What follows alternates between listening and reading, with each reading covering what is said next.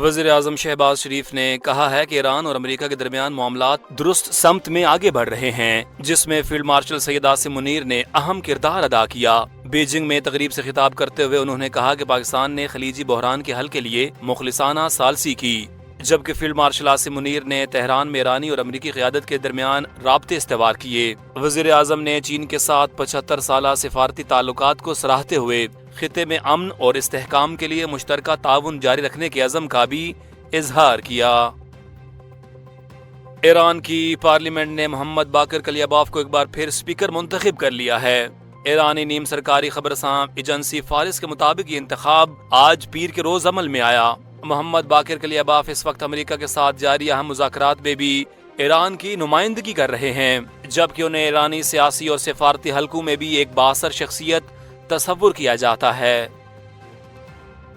ایرانی وزارت خارجہ کے ترجمان اسماعیل بقائی نے کہا ہے کہ پاکستان وفد بھیجنے کا فی الحال کوئی منصوبہ نہیں، جبکہ ایران اس وقت جوہری نہیں بلکہ جنگ کے خاتمے کے لیے مذاکرات کر رہا ہے۔ ان کے مطابق ایران اور امریکہ کے درمیان ایک فریم ورک پر پیش رفت ہوئی ہے، تاہم معاہدہ قریب ہونے سے متعلق کچھ کہنا قبل از وقت ہے۔ دوسری جانب امریکی وزیر خارجہ مارکو روبیو کا کہنا ہے کہ ایران کے ساتھ جنگ کے خاتمے کے لیے آج معاہدہ ہونے کا امکان ہے۔ محکمہ موسمیات نے خبردار کیا ہے کہ سندھ میں 31 مئی تک شدید ہیٹ ویو برقرار رہنے کا امکان ہے، جبکہ سکھر، لاڑکانہ اور دادو سمیت مختلف اضلاع میں درجہ حرارت 47 سے 50 ڈگری سینٹی گریڈ تک جا سکتا ہے۔ محکمہ موسمیات نے بچوں، خواتین اور بزرگوں کو احتیاطی تدابیر اختیار کرنے کی ہدایت کرتے ہوئے غیر ضروری طور پر دھوپ میں نکلنے سے گریز کا مشورہ دیا ہے۔ دوسری جانب کراچی میں آئندہ چند روز کے دوران درجہ حرارت 34 سے 37 ڈگری سینٹی گریڈ کے درمیان رہنے اور سمندری ہوائیں چلنے کی پیشگوئی کی گئی ہے۔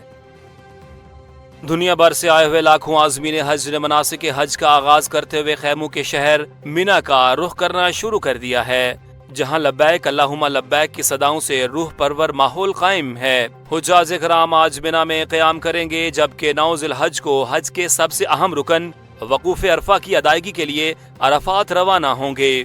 دوسری جانب سعودی محکمہ موسمیات نے حج کے دنوں میں شدید گرمی کی پیشگوئی کرتے ہوئے بتایا ہے کہ درجہ حرارت 47 ڈگری سینٹی گریڈ تک جا سکتا ہے، جس پر عازمین کو زیادہ پانی پینے اور دھوپ سے بچنے کی ہدایت کی گئی ہے۔